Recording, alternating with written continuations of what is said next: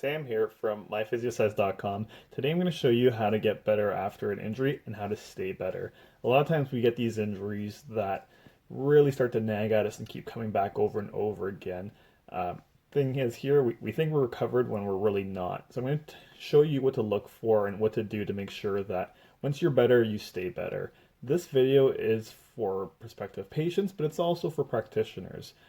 We see a lot of practitioners that really will take one of two sides of treatment profiles where it's either all passive or all active. Many of us are in between there somewhere. So what I want to do is make sure that we're equipped to both as the patient and the practitioner to help deliver the most effective treatment protocol possible. So, and if this is your first time here, take your opportunity now to hit subscribe so that you're updated on any future videos.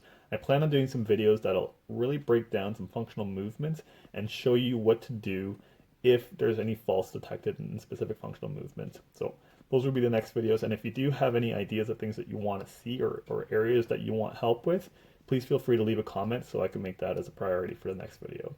So the first thing we want to do is really just parallel the two types of treatment. I'll use the extremes just so that we can have an example to work off. Let's just say that we have somebody with lower back pain.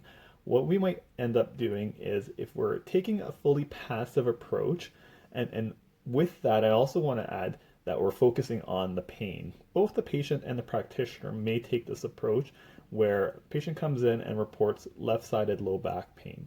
That's the area we really focus on. The pain is high. We really want to try to minimize that discomfort and help the patient along. So we pick treatments that really focus on that pain. So we do things like TENS and ice and perhaps localized soft tissue massage.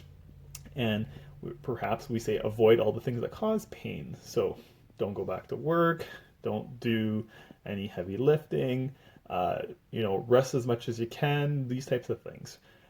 Really, we're trying to be conservative to protect the pain so that one factor is what improves. So on the next treatment visit, we want to go from that 10 out of 10 pain to maybe a 7 out of 10 pain.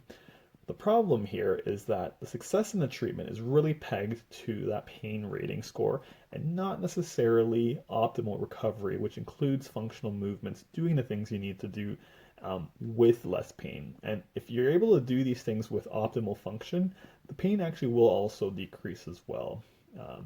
Pain distracts us from what's really going on.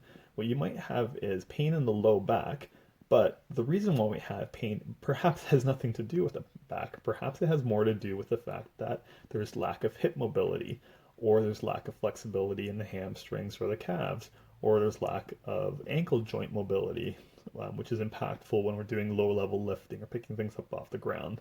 So because in that first scenario we're focused on the pain and the low back, and that's everything we're doing is right in that area, we may be missing that opportunity to provide a sustainable recovery by fixing the source of the problem, the reason the pain came in the first place.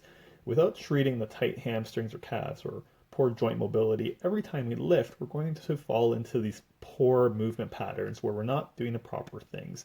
So it's important for us to get that under control so that once the pain subsides, the injury doesn't recur every 3 to 6 months. We fix the actual problem. So this is what's important. We need to make sure that we're addressing the problem, not the pain. The pain is residual from the problem. Problem might have to do with something else, and we kind of call this regional interdependence, where one area impacts the other, and eventually what we have is pain come about. So we need to make sure that we're doing our best to provide that full sustainable recovery, and not only focusing on reducing pain, but on doing the things that we can do and restoring movement patterns in a natural way. We're looking at what's not moving right, but also what's not moving right and perhaps isn't painful. It's just not the right pattern, so something is off. These things have a connection, and eventually one thing will lead to the other, which will lead to the pain. So we got to start at the beginning. So in our active approach, what we're going to do is during each session, we're going to look at specific functional movements and we're going to reassess them. We're going to look at what we can do to help make sure that we're moving better. And when we identify a problem in perhaps a few different functional movements, we start to work on those things. So it may include stretching the hamstrings, stretching the calves. It may include joint mobilizations, these types of things, which will really focus our approach. Our goal now is to restore normal movement pattern and not necessarily just focus on getting the pain down. If we restore normal movement pattern, the pain will improve. But if we just focus on the pain, the movement pattern will not improve. And without improvement in the movement pattern, we are never going to achieve a sustainable recovery because that underlying problem is still there.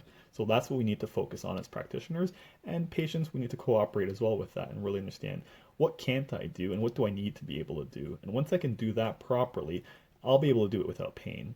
And if I can do it without pain, I will stop developing compensatory patterns of movement, things that are cheats to get the job done. So that's exciting. If we can get on board with that, we're off to a great start. So recognizing that our therapy comes with the movement patterns that we do in the clinic, but also the things that we're doing at home. So the exercises, the things that we're keeping up with to make sure that we're doing a great job for ourselves. So future videos are going to really pinpoint some of these functional movements, and I'm going to show you how to reduce faulty movement patterns, how to pick out the things that we need to do to get better. And I'm also going to show you how to create treatment plans and exercise programs to address these areas so that, we can really focus on getting better and moving the way we're supposed to move. So, there's optimal checkpoints, things that we should be able to do when we perform a movement pattern, or like a squat or like a toe touch or these types of things. So we'll make sure that we do what we need to make sure that we get there.